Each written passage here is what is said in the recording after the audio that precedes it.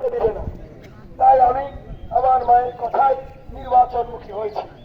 আপনারা এখানে যারা বসে আছেন, আমার মনে হয় আপনারা হলেন যারা নির্বাচনের ইঞ্জিনিয়ার, নির্বাচনের মেকার।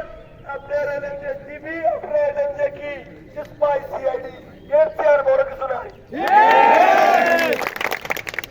তাই আপনারা এই দেশের নির্বাচন ভালো বুঝেন। আমি কিন্তু আপনাদের নির্বাচনের ভাষা বুঝি না। আমি আমার জীবনে যখন কম বয়সে বিদেশে গিয়েছি, তখন আমি শিখেছি সততা, মানবতা, উদারতা, শিক্ষা, পরোপকারিতা, ধর্ম, বর্ণ, সাদা কালা নির্বিশেষে মানুষ হয়ে, সর্বোপরি সবার আগে মানুষ হয়ে মানুষের প্রয়োজনীয়তা কিভাবে মেটাতে হয়, মানুষের প্রয়োজনীয় সন্তান, মানুষের প্রয়োজনীয় মানুষ কিভাবে হওয়া যায়, এইটুকু শিখেছি। কিন্তু আমাদের দেশে প্রচলিত যে নিয়ম, নির্বাচনের ভাষাটা কিন্তু আলাদা ভাষা। গত 8 বছর ধরে আমি এই সমাজে কাজ করে আছি।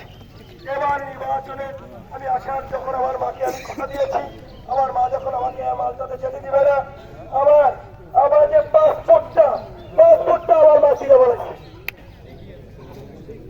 আমাকে আর যেতে দিবে না। আমি বলছি ঠিক আছে মা।